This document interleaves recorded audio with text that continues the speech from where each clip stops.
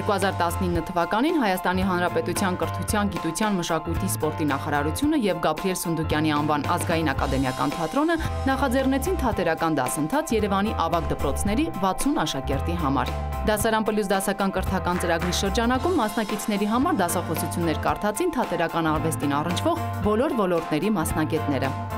Արվեստագիտության թեկնածու Մանե Մկրտչյանը մասնակիցներին ծանոթացրեց արվեստի մարքեթինգի ու կառավարման հմտություններին, բացատրեց, ինչ դեր պետք է ունենա կառավարիչը մշակութային օջախներում եւ ինչպես պետք է նա համադրի քիչ պահանջարկ ունեցող, բայց ճաշակ զարգացնող եւ կոմերցիոն ներկայացումների չափաբաժինը։ Մանե Մկրտչյանը Սունդուկյանի անվան ակադեմիական թատրոնի կառավարման օրինակի մոդելով ցույց տվեց կիրառվող գործիքներ, որոնց միջոցով հանդիսատեսը գալիս է թատրոն ու բավարարում իր գեղագիտական պահանջները։ Այսօր մենք թատրոնին նայելու ենք փոքր-ինչ այլ տեսանկյունից, քան նախորդ օրերին։ Մենք տեսանք ստեղծագործական պրոցեսին, ծանոթացանք թատրոնի պատմությանը, իսկ այսօր ինչ-որտեղ տեխնիկական խնդիրներին ենք անդրադառնալու եւ ընդհանուր ես շատ ավելի գլոբալ եմ խոսելու, նույնիսկ ավելի գլոբալ, քան թատրոնը, անդրադառնալու եմ ընդհանրապես մշակույթի մենեջմենթին։ Ես կփորձեմ բացատրել առանցքային հասկացությունները, որոնք էլ տեսնում ենք մեր էկրանին, մշակույթ եւ մենեջմենթ։ Եվ այսպես, ինչ է մշակույթը։ Սպասում եմ ձեր բացատրություններին։ Ես կարծում եմ, որ մշակույթը դա մի խումբ մարդկանց ավանդույթների ամբողջությունն է, ընդ որում ավանդույթները կարող են լինել տարբեր տեսակի, արտահայտված նկարի տեսքով, երաժշտության տեսքով, թատրոնի տեսքով, եւ ավանդույթները գալիս են դարերի խորքից, չեն լինում մեկ դարի համար, մեկ տարի համար, լինում են ամբողջական հազարամյակների համար, տվյալ խմբի համար։ Ձեր տարբերակը խնդրում եմ։ Ես կարծում եմ, որ մշակույթը մարդկանց արտահայտման ձևն է, այսինքն ովքեր չեն կարողանում արտահայտվել կամ չեն ուզում արտահայտվել պարզապես խոսքով, իրենք իրենց արտահայտման ձևը ներկայացնում են, ոնց իրենց մոտ ավելի լավ է ստացվում։ Օրինակ նկարիչների մոտ դա արտահայտվում է կտավներում, նկարներում, երգահանների մոտ երգերում եւ կարծում եմ, որ դա ներսի եղածը արտահայտելու ամենալավ ու ամենահարմար ձևերից մեկն է, որովհետև այդպես էմոցիա են փոխանցում նաև դիմացինին, ու դիմացինն էլ հենց հասկանում է այնպես, ինչպես իր ներաշխարը ուզում է։ Կարծում եմ, որ մշակույթի հետ տվյալ ազգի ինքնաարտահայտման ձևն է, որտեղ ոնց որ տղաները նշեցին, արվեստը ավելի համամարտկային բան է, կարծես մշակույթների ամբողջություն, իսկ մշակույթը տվյալ ազգին վերաբերող, օրինակ հայերին վերաբերող մշակույթը կամ օրինակ ռուսներին վերաբերող մշակույթը, դրանք տարբեր են, ինչքան էլ որ ինչ-որ նմանություններ ունեն։ Կարծում եմ, որ մշակույթը այն է, ինչ որ ստեղծվել է մարդու միջամտության շնորհիվ եւ հենց մարդն էլ մշակել է, առանց մարդու միջամտության ոչ մի նվաճում չէր լինի հնարավոր, ոչ մի բնագավառում։ Ինձ թվում է, որ մշակույթը ազգաճանաչողության համար է, որովհետեւ երբ որ մենք պետք է ներկայացնենք որևէ երկիր, մենք սկսում ենք բնութագրել նրա երաժշտությունը, նրա օրինակ ճարտարապետությունը եւ դրանք բոլորը մտնում են մշակույթի մեջ, հետեւաբար ազգաճանաչության համար գլխավորը մշակույթն է, ինձ թվում է դա է։ Շնորհակալություն պատասխանների համար, նշեմ, որ գլոբալ մշակույթի սահմանմանը ամենաշատ մոտ էր Էլենը, շատ գլոբալ է մշակույթ հասկացությունը։ Ասում ենք մշակույթը այն ամենն է, ինչ ստեղծել է մարդը։ Այսինքն այս դեպքում բաժանում ենք երկու մասի, կարծես մեր ամբողջ աշխարհը, այն ինչ մեզ տվել է բնությունը եւ այն ինչ կերտել ենք, արարել ենք մենք, այն ինչ տվել է դարեր շարունակ ստեղծել է մշակույթը։ Առանց մշակույթի գոյություն չունի մարդ։ Մշակութային ամբողջ ժառանգությունը մենք բաժանում ենք երկու մասի՝ նյութական մշակույթ եւ ոչ նյութական մշակույթ։ Նյութական մշակութային ժառանգությունը հիմնականում արվեստն է եւ մեծ ճարտարապետությունը։ ՅՈՒՆԵՍԿՕ-ի ցանկերի մասին լսել եք, ՅՈՒՆԵՍԿՕ-ի մասին, որ ամբողջությամբ իր գործունեությունը նվիրվել է մշակութապահպան գործառույթին։ Այս դեպքում իրենք տարբեր երկրների, տարբեր ազգերի մշակույթը փորձում են ֆիքսել։ Նախորդ ձևակերպումների մեջ անդրադառնամ ես մի հատված մշակույթ եւ արվեստ, այդպես դուք մի քիչ բերեցիք օրինակներ եւ կարծես խառնվեցին, ստացվեց, որ արվեստը ավելի մեծ է, քան մշակույթը։ Արվեստը մշակույթի մեջ է, մի հատվածն է, մի ստվար, հետաքրքիր զանգվածն է։ Մշակույթը ավելի գլոբալ է։ Եվ այո, մենք ամեն ազգին ճանաչում ենք իր մշակույթով։ Այդպես ենք ներկայանում, որտեղ ազգային նկարագիրն է։ Ոչ նյութական մշակութային ժառանգություն, ուրիշ ինչ է մտքներով անցում։ Ասեցիք թատրոնը, ճիշտ է, թատրոնը այստեղից է։ Բանահյուսությունը, մի հսկա հատված, լեզուն, տոները, ազգային տոներ, ծեսեր, ավանդույթներ, ամբողջությամբ ոչ նյութական մշակութային ժառանգություն։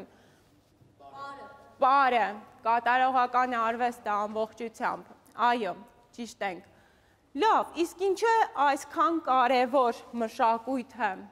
Ցանկացած մարդ Արարատի համար ինչի է կարևոր մշակույթը, ինչ է տալիս այն, որ չի տալիս ուրիշ ոչինչ։ Սա այնքան փոխկապակցված է, որ մենք չենք պատկերացնում առանձին։ Այստեղ մարդկային հասարակության անբաղդատելի մասն է։ Ինչով, որովհետև մենք չենք պատկերացնի մարդ առանց մշակույթ։ Իսկ մշակույթը ինքը մարդաստեղծ է։ Սա իրականում ձեզ կարող էր հուշում լինել, թե ինչով է կարևոր մշակույթը, կետարկետ մի հատ էլ անդրադառնանք։ Կրթություն, կարծում եմ ոչ մեկի մոտ սա հարց չի ծագում, թե ինչ է մշակույթի ամբողջ կրթական դերը, միանշանակ ճիշտ է, չէիք նկատել։ Ներգրավվածություն, այստեղ տերմինը ճիշտն ասած այդքան հաջող չի եւ շատ լավ ձեզ չի հուշում, չէ, սա կոնկրետ անհատի տեսակետից է, կոնկրետ անհատի տեսակետից է։ Շատերը իհարկե լսել եք, հույս ունեմ դուք անձամբ չեք շփվել դրա հետ, ինչ օրինակ դեպրեսիա երևույթն է, ընկճախտը։ Ընկճախտի ժամանակ մարդ շատ միայնակ է զգում իրեն։ Ահա արվեստը, մշակույթը մեզ կարող է հանել այդ վիճակից։ Երբևէ միայնակ անցել եք թատրոն, թանգարան, այդ ժամանակ միայնության զգացում ձեզ տանջել է։ Լավ արվեստը հենց ունի այն բնութագիրը, որ կարող է ձեզ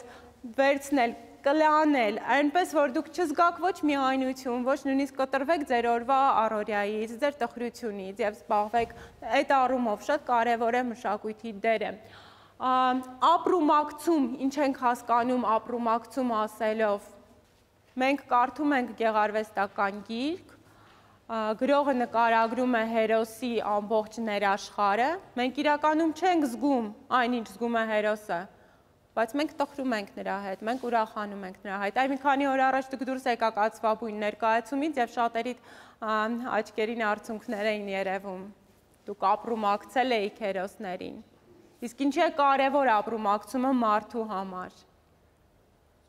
Ապրումակցումը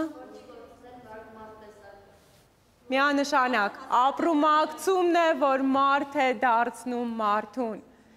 Իսկ դա շատ կարևոր է ոչ միայն այսպես ընդհանուր, այլև մեր ամբողջ կյանքի համար։ Դուք սովորեցիք գեղարվեստական ֆիլմի միջոցով,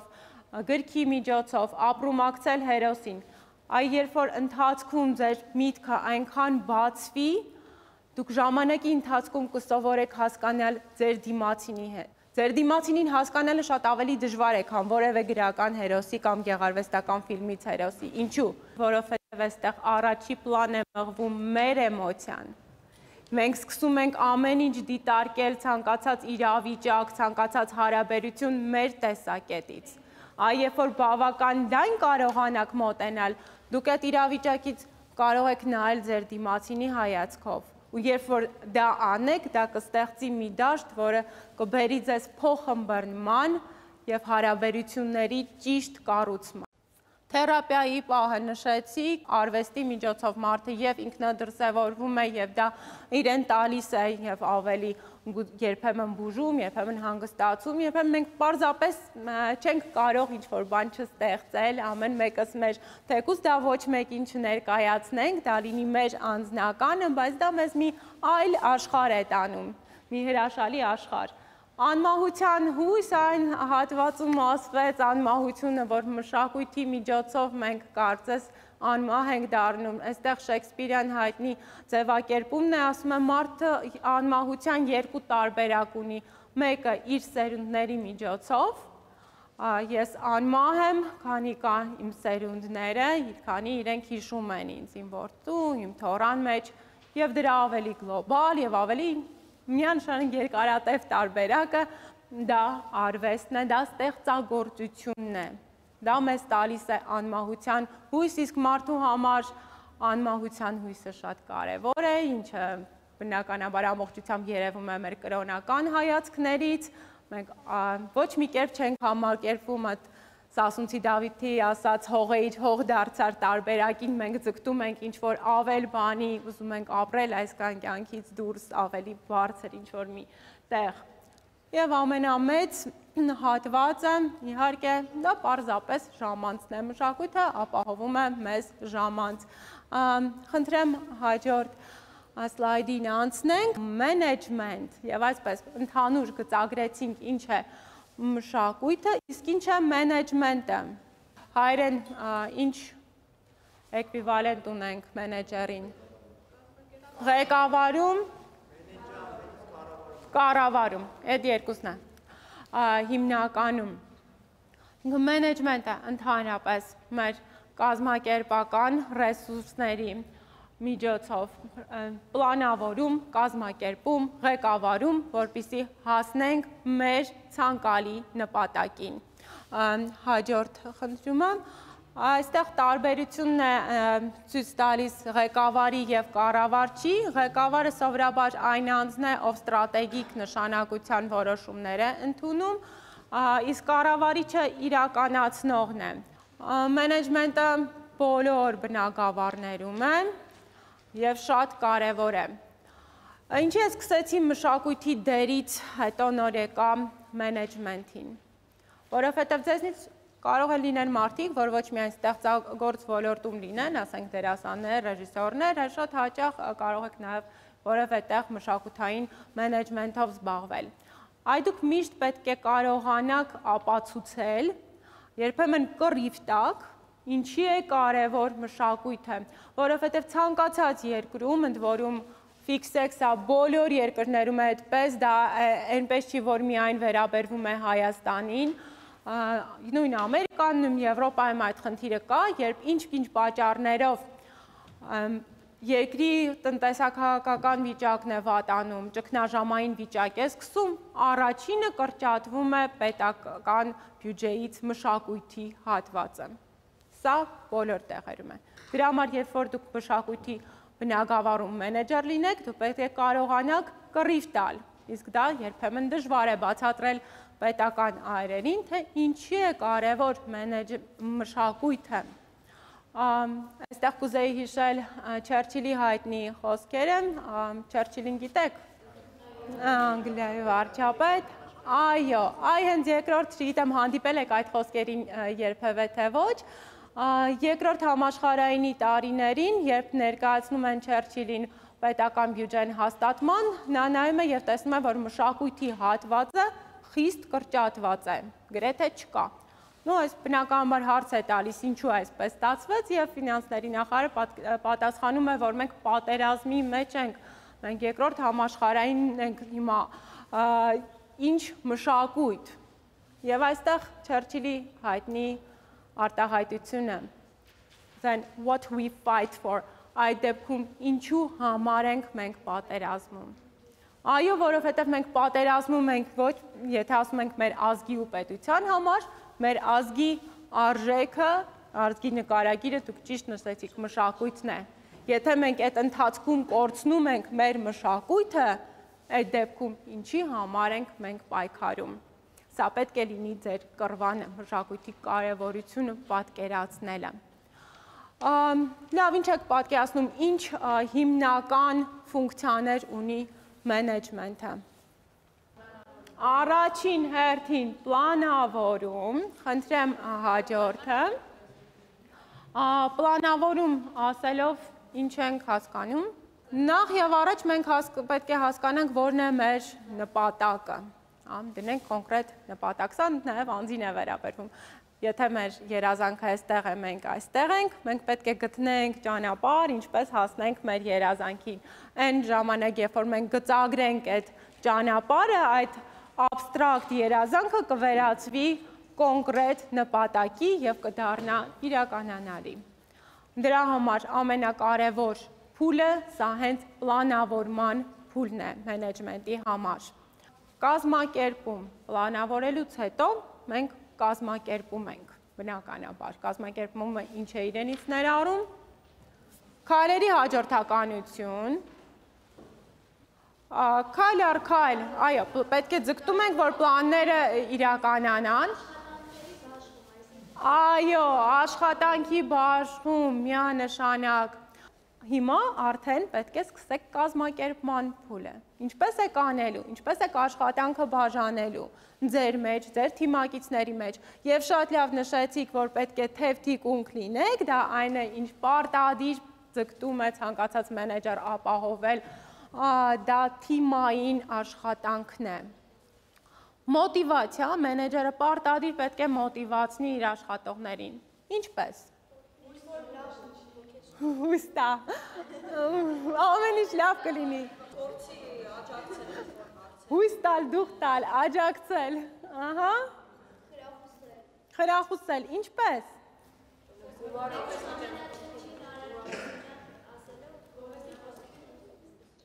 Հետարքիր է բոլորդ հիմնական շեշտեցիք բարոյահոգեբանական մոտիվացիայի տարբերակը, այստեղ մենակ նշվեց, որ այո կարող է լինել նաև ֆինանսական, բաժանում ենք ընդհանրապես 3 մասի տարբերակի մոտիվացիան, բարոյահոգեբանականը, ինչի վրա բոլորդ հիմնականում կենտրոնացաք, ֆինանսականը, պակաս մոտիվացիա չի,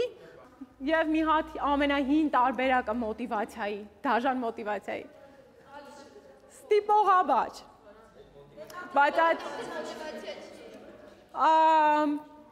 աշխատի թե չէ դուրս կգաս, այդ օգտագործվող մոտիվացիա է, հին տարբերակն է, ամենահին տարբերակն է, հիմա այդքան արդի չէ, որովհետև հասկանաս, որ այդ աշխատողը կմնա քո մոտ միայն եթե ուրիշ միտեղ չունի գնալու, կամ դու այնքան բարձր աշխատավարձ ես տալի, որ կյանքը ուտելով մևնուն է կարող ես պահել իրեն։ Ցանկացած պլանավորման համար, ցանկացած մենեջեր, կազմակերպության առաջին ղեկավարը պետք է ունենա կոնկրետ 2 հարցի պատասխան, որն է իմ կազմակերպության տեսլականը և առաքելությունը։ Տեսլական տերմինը ճիշտն ասած ես չեմ սիրում, բայց ինչ արեց մեր մասնագիտական գրականության մեջ այժմ դա է կիրառվում, դա անգլերեն vision տարբերակն է և առաքելություն mission, այսինքն ես Սունդուկյանի անվան ազգային ակադեմիական թատրոն, որն է թատրոնի առաքելությունը։ Երբ որ մենք մշակում ենք կոնկրետ մեր կազմակերպության առաքելությունը, մենք պետք է այդ ընթացքում ասենք, որն է մեր յուրահատկությունը, որն է մեր առավելությունը, ինչով ենք մեր տարբերվում մյուսներից։ Առաջին թատրոնն է, մայր թատրոնն է, մեծ բեմ ունի, դա իր բնութագրերն են, բայց դա առաքելությունը չէ։ Ասեք։ Այո, պետք է ցանկացած կազմակերպություն ձգտի առաջինը լինելուն, բայց երբ որ մենք մեր առաքելությունն ենք ձևակերպում, այստեղ նշեցիք կրթական ծրագիրը և ճիշտ նշեցիք, որովհետև դա մեր առաքելության մի մասն է նաև, դա այն փուլն է, որ այժմ մենք առանձնացրել ենք մեր համար, բաց լինել տարբեր սերնդների համար, տարբեր թիրախային խմբերի հետ աշխատել եւ այդ թվում լինել բաց նաեւ այսպիսի հետաքրքիր կրթական ծրագրերի համար, որտեղ կրթական ծրագրերը մեզ տալիս են ոչ ֆորմալ կրթական հարթակ։ Թանգարանները դա վաղուց են օգտագործում, եղել եք որևէ թանգարանում կրթական ծրագրի։ Թատրոնները դեռ չունեն Հայաստանում հիմնականում, մենք տեսել ենք, որ այս մի հատվածը բաց է եւ փորձում ենք լրացնել։ Եվ տեսլականը մենք պետք է ձևակերպենք մեր շատ կարճ եւ շատ հստակ, որովհետեւ դա մեզ հնարավորություն է տալիս հասկանալ ով ենք մենք, որտեղից ենք գալիս եւ ուր ենք գնում, դա վերաբերվում է ոչ միայն մարդուն, ոչ միայն ազգին, այլ ցանկացած կազմակերպություն նախ եւ առաջ պետք է հասկանա ինքը ով է, ինչ ձգտում ունի։ Եվ այս փուլում պետք է նաև հասկանա ինչ ծրագիր է ուզում անցկացնել, ինչքանով է մրցունակ լինելու այդ ծրագիրը իրականացնելիս, դա պետք է կատարվի շուկայի ուսումնասիրության տեսակետից։ Դու պետք է ուսումնասիրես ընդհանուր շուկան, որպեսզի հասկանաս ովքեր են քո անմիջական մրցակիցները։ Մեր անմիջական մրցակիցները նրանք են, ում հետ մենք համընկնում ենք աշխարհագրական դիրքով, մեր ծրագրով եւ մեր ընդհանուր սպառող հանդիսատեսով, մենեջմենտում միշտ պետք է օգտագործենք նաեւ այս տերմինոլոգիան։ Մշակույթի մենեջմենտի բարդությունը հիմնականում որն է։ Օրինակ, կոպիտ օրինակ բերեմ, որն է օրինակ կաթի գործարանի կամ հագուստի ֆաբրիկայի համար հաջողության գրավականը։ Որակ, հիմնականում դա ինչի համար է արվում, վաճառք ապահովել երեխեք, վաճառք ապահովեց, ուրեմն արդարացրել է իրան։ Հիմա մշակույթի ոլորտում մենք կարող ենք այդ տեսակետից միայն առաջնորդվել, թե ոչ։ Ինչու ոչ։ Այն բանի պատճառով, որ մենք մի քիչ առաջ խոսում ենք, մշակութային դերը հիմնականում դա բարոյահոգեբանական դերն է։ Շատ լավ ներկայացումներ կան, որոնք ցավոք քիչ հանդիսատես ունեն։ Հիմա դա եթե նայում ենք մարքեթինգի տեսակետից, վաճառքի տեսակետից, դա մեզ ձեռք չի տալիս, այսպես ասած, բայց մենք պարտավոր ենք ունենալ նման ներկայացումներ, որովհետև մենք պարտավոր ենք նաև գեղագիտական ճաշակ ձևավորել։ Այս առումով շատ դժվար է գտնել, թե որոնք են այն չափորոշիչները, որով մենք կարող ենք առաջնորդվել ասելով այսինչ մշակութային կազմակերպությունը լավ է աշխատում կամ այն մեկը ոչ այնքան։ Այստեղ գալիս է մի շատ ցավոտ հատված։ Ինչ գովազդ եք դուք հիշում։ Հեռուստացույցով դուք տեսնում եք այն ներկայացումների գովազդը, որոնք կոմերցիոն բնույթ ունեն։ Որպես ապագա նաև մենեջերներ, ձեր խնդիրը լինելու է այն, որ գեղագիտական բարձր ճաշակ ունեցող մշակույթը նաև շահութաբեր լինի։ Պատկերացնենք, մենք ղեկավար կառավարիչ ենք եւ մենեջեր ենք եւ պետք է մեզ ինչ-որ կազմակերպություն, որի համար մեզ հարկավորվեն նվիրված մարդիկ, ամբողջովին նվիրված այդ կազմակերպությանը։ Ինչ սկզբունքով պետք է ընտրենք այդ մարդկանց։ Ես ավելի իրատեսական հատվածից մոտենամ, դուք շատ երջանիկ մենեջեր կլինեք, եթե կարողանաք ընտրել ձեր ուզած անձնակազմը, եթե ունենաք այդ հնարավորությունը։ Մեր մշակութային կազմակերպությունները հիմնականում ՊՕԱԿ-ներ են, պետական ոչ առևտրային կազմակերպություններ եւ ունեն տարիների պատմություն։ Ահա պատկերացրեք, ձեզ նշանակում են որևէ այդպիսի թանգարանի կամ թատրոնի տնօրեն։ Դուք առանձնապես հնարավորություն էլ չունեք ընտրելու ձեր անձնակազմին։ Եթե այդքան բախտավոր եք, որ կարող եք գոնե մի քանի հոգի ունենալ ձեր ուզած աշխատողները, աշխատակիցները, սա արդեն մտնում ենք HR բնույթ, human resources, մարդկային ռեսուրսներ, որոնք հատուկ աշխատում են եւ ընտրություն են անում։ Ընտրություն անելուց ուշադրություն ես դարձնում նախ եւ առաջ աշխատակցիդ, ապագա աշխատակցիդ CV-ին, կենսագրությանը։ Ինչ փորձ ունի։ Տեսեք, դուք մի քանի տարի հետո ընդունվելու եք բուհ եւ ցանկալի է, որ բուհի առաջին տարիներից դուք փորձեք գոնե կամավոր ինչ-որ տեղեր աշխատեք։ Հետագայում դա կլրացնի ձեր CV-ին։ Առաջին փուլը դա նայելուց հետո արդեն կանչում ես հարցազրույցի, խոսում ես, փորձում ես հասկանալ։ Եթե կան այնպիսի մարդիկ քո շրջապատում ու միանշանակ վստահում ես, կարող ես միանգամից, ասենք, աշխատանքի առաջարկ անել։ Բայց եթե դու որպես մենեջեր ես մոտենում, այդ բարեկամական կապերը չեն կարող միակ որոշիչը լինել, որովհետև դու պետք է ընտրես կոմպետենտ անձնավորություն, այնպիսի մեկը, որ իսկապես քո գործը առաջ մղի։ Շնորհակալություն։ Այդ դուք խոսեցիք այնպիսի ներկայացումների մասին, որոնց տոմսերը քիչ վաճառք ունեն։ Ինչ քայլեր պետք է ձեռնարկվի, որպեսզի այդ տոմսերը շատ վաճառվեն եւ ավելի ճանաչելի դառնան հանրության համար։ Այստեղ գալիս ենք մարքեթինգի դաշտ։ Պետք է ձգտենք ամեն ինչ անել, որպեսզի ապահովենք նաև վաճառք, որովհետև մեր այսօր ասացի պոակներ, դա նշանակում է, որ մենք ունենք պետական սուբսիդավորում, այսինքն աշխատում ենք պետությունից ստացված գումարով, եւ մեր ոչ մի պոակ այս պահին ի վիճակի չի ինքնաֆինանսավորում կատարել, այսինքն իր վաճառած տոմսերով ապահովել կամ ինչ-որ միջոցառումներին ձեռք բերված գումարով ապահովել իր գոյությունը։ Այս դեպքում պետք է մշակել մարքեթինգային տարբեր պլաններ, դրանք տարբեր ծրագրեր կլինեն։ Այ հանդիսատեսի զարգացման ծրագիր կլինի, տարբեր կրթական ծրագրեր կլինեն, դա մեզ հանդիսատես է սկսում ձևավորել, դու ճանաչելի ես դառնում։